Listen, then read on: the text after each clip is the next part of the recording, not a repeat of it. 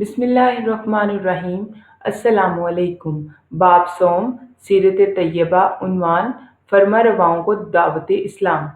بچوں، صلح حدیبیہ کے بعد جب حضور اکرم صلی اللہ علیہ وآلہ وسلم کو کفار مکہ کی طرف سے چین نصیب ہوا تو آپ صلی اللہ علیہ وآلہ وسلم نے مختلف حکمرانوں اور فرما رواؤں کو خطوط کے ذریعے دین اسلام کی دعوت دی۔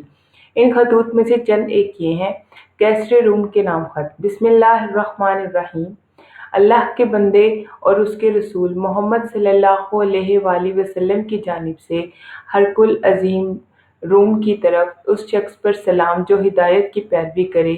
تم اسلام لاؤ، سالم رہو گے۔ اسلام لاؤ، اللہ تعالیٰ تمہیں تمہارا اجر دوبارہ دے گا، اور اگر تم نے روگردانی کی تو تم پر عیسائیوں کا بھی گناہ ہوگا۔ اے اہل کتاب، ایک ایسی بات کی طرف آؤ جو ہمارے اور تمہارے درمیان برابر ہے کہ ہم اللہ کے سوا کسی اور کو رب نہ بنائیں اور اس کے ساتھ کسی چیز کو شریک نہ کریں، اور نہ ہی اللہ تعالیٰ کے سوا ہم اپنے میں سے کسی کو رب مانیں۔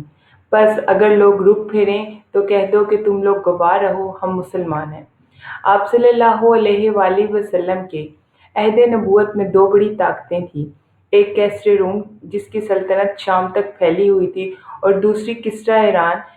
کیسر نے انہی دنوں میں ایرانیوں کے خلاف کامیاب جنگ لڑی تھی اور اس فتح کی خوشی میں جشن منانے بیت المقدس آیا ہوا تھا۔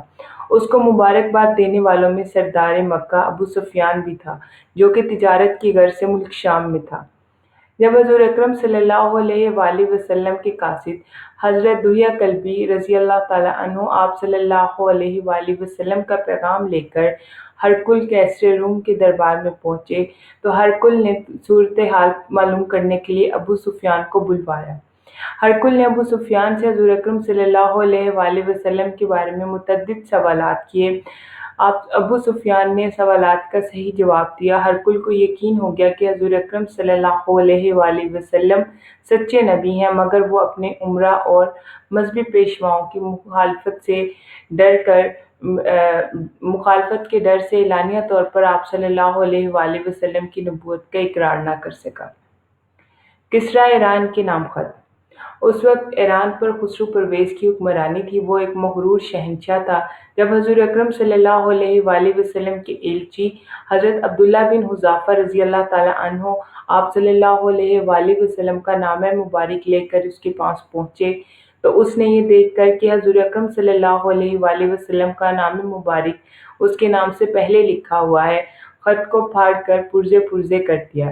حضور اکرم صلی اللہ علیہ وآلہ وسلم کو اس گستاخی کی خبر ہوئی تو ارشاد فرمایا کہ جیسے اس نے ہمارے خط کے ٹکڑے کیے ہیں، اللہ تعالیٰ اس کی سلطنت کے بھی ٹکڑے کر دے گا۔ اس واقعہ کے چند روز بعد ہی اس کے اپنے بیٹے شیرویہ نے اسے قتل کر کے تخت پر قبضہ کر لیا۔ نجاشی کے نام خط۔ حبش عرب کا پڑوسی ملک تھا۔ اس پر اسما کی حکومت تھی۔ عرب لوگ اسے نجاشی کہتے تھے۔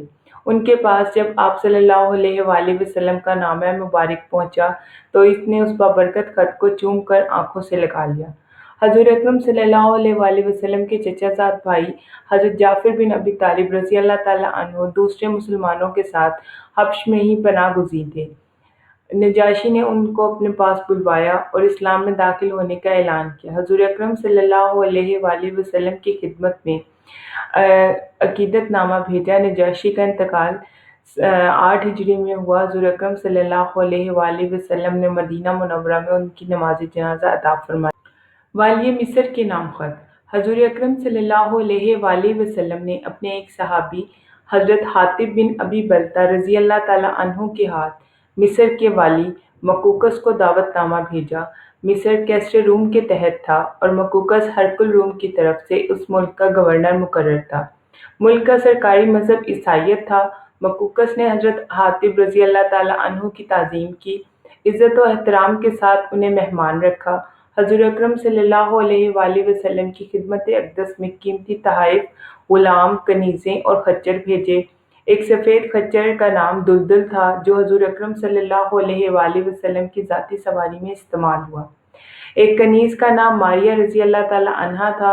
آپ صلی اللہ علیہ وآلہ وسلم نے انہیں شرف زوجیت بخشا۔ ان کے بطن سے حضور اکرم صلی اللہ علیہ وآلہ وسلم کے صاحبزادے حضرت ابراہیم رضی اللہ تعالیٰ عنہ پیدا ہوئے، جو شیر خوارگی میں ہی وفات پا گئے۔ سفارت کے نتائج: حضور اکرم صلی اللہ علیہ وآلہ وسلم نے ان کے علاوہ بھی اور کئی حکمرانوں اور امیروں کو ایسے ہی تبلیغی خطوط ارسال فرمائے۔ ان میں مشرکین کے علاوہ یہود اور نصارہ بھی شامل تھے۔ نجاشی، مقوقس اور شاہ بحرین منظر بن ساوا کے نام لکھے ہوئے خطوط آج بھی محفوظ ہیں۔ ان خطوط کے ذریعے کئی حکمران مسلمان ہوئے، ان کی رعایا نے اسلام قبول کیا۔